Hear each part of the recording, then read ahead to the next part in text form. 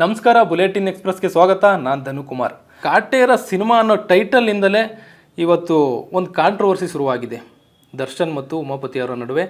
ಉಮಾಪತಿಯವರು ಇದ್ರ ಹಿಂದೆ ಕೆಲವು ದಿನಗಳ ಹಿಂದೆ ಮಾಧ್ಯಮದ ಸಂದರ್ಶನದ ವೇಳೆಯದೇ ಒಂದಷ್ಟು ಮಾತಾಡಿರ್ತಾರೆ. ಕಾಟೇರ ಸಿನಿಮಾದ ಟೈಟಲ್ ನನ್ನ ಬ್ಯಾನರ್ನಲ್ಲಿ ರಿಜಿಸ್ಟರ್ ಆಗಿತ್ತು, ನಾನು ಮಾಡಬೇಕಾಗಿತ್ತು ಸಿನಿಮಾ, ಪರವಾಗಿಲ್ಲ, ಸಿನಿಮಾ ಸಕ್ಸಸ್ ಆಗಿದೆ, ಹಿಟ್ ಆಗಿದೆ ಅನ್ನೋ ಒಂದಷ್ಟು ವಿಚಾರನ ಹಂಚ್ಕೊಂಡಿರ್ತಾರೆ. ಓಕೆ, ಅದಲ್ಲಿಗೆ ಮುಗಿಯುತ್ತೆ, ಅದ್ರ ವಿಚಾರ ಇನ್ಯಾರೂ ತೆಗ್ದಿರಲ್ಲ, ಅದಲ್ಲಿಗೆ ಕ್ಲಿಯರ್ ಆಗಿರುತ್ತೆ ಅಂತ ಜನ ಅಂದ್ಕೊಂಡಿರ್ತಾರೆ. ಆದರೆ ಕಾಟೇರ ಸಿನಿಮಾದ 50ನೇ ದಿನದ ಸಕ್ಸಸ್ಸನ್ನು ಆಚರಿಸ್ತಾ ಇರ್ತಾರೆ.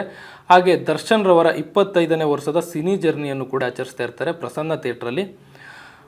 ತುಂಬ ವಿಜೃಂಭಣೆಯಿಂದ ಕಾರ್ಯಕ್ರಮ ನಡೀತಾ ಇರುತ್ತೆ.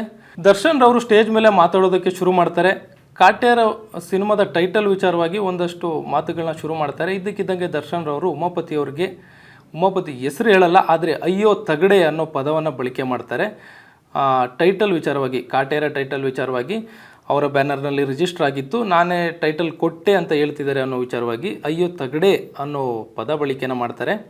ಈಗ ಎಲ್ಲ ಕಡೆ ಸೋಷಿಯಲ್ ಮೀಡಿಯಾದಲ್ಲಿ ನೀವು ಆಲ್ರೆಡಿ ನೋಡಿರ್ತೀರ, ಇದೇ ಟ್ರೆಂಡಿಂಗಲ್ಲಿದೆ, ಇವಾಗ ಕಾಂಟ್ರವರ್ಸಿ ನಡೀತಾ ಇದೆ. ಉಮಾಪತಿಯವ್ರನ್ನೂ ಕೂಡ ಸಂದರ್ಶನ ಮಾಡಿದ್ದಾರೆ ಎಲ್ಲ ಮಾಧ್ಯಮದವರು.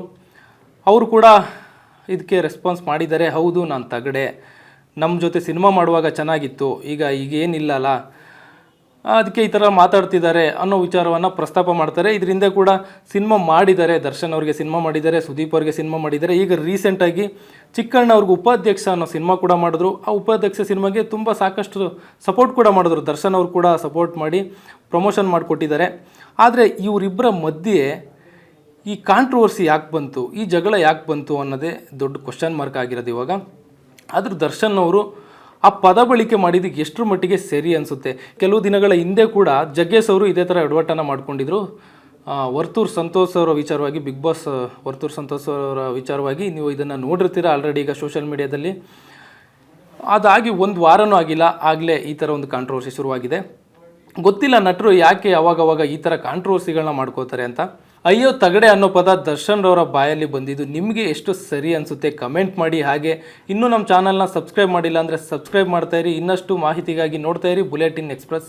ಸ್ವಾದಿಷ್ಟತೆಯ ಸ್ವಾದ, ತಾಜಾತನದ ಆಹ್ಲಾದ, ಉತ್ತಮ ಆರೋಗ್ಯ ಮತ್ತು ಹೆಚ್ಚಿನ ರೋಗ ನಿರೋಧಕ ಶಕ್ತಿಯ ವೃದ್ಧಿಗೆ ಈಗ ನಿಮಗೆ ಸಿಗುತ್ತಿದೆ ಉತ್ತಮ ಗುಣಮಟ್ಟದ ಪೌಷ್ಟಿಕಾಂಶ. Shri Vaidik millet health mix, ಇದು ಸಿರಿಧಾನ್ಯಗಳ ಸಂಪತ್ತು.